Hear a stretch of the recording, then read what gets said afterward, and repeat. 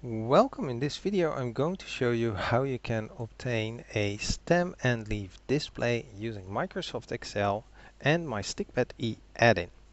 My add-in is available on my GitHub. You can download it from there and then open up Excel, go for File, Options, Add-ins and click on the Go button. Then browse for the downloaded file and you should actually get then a ton of additional functions. One of those is VI, short for visualization, stem and leaf. And this function provides a stem and leaf plot.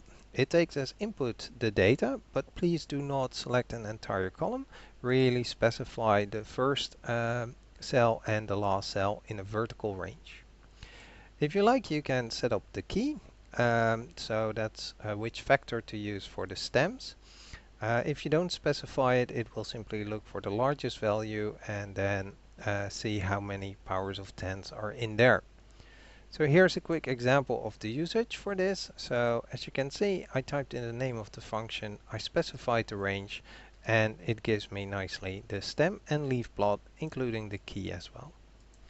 Alright, and that's how you can quickly get a stem and leaf plot using Excel and my stikpetE add-in.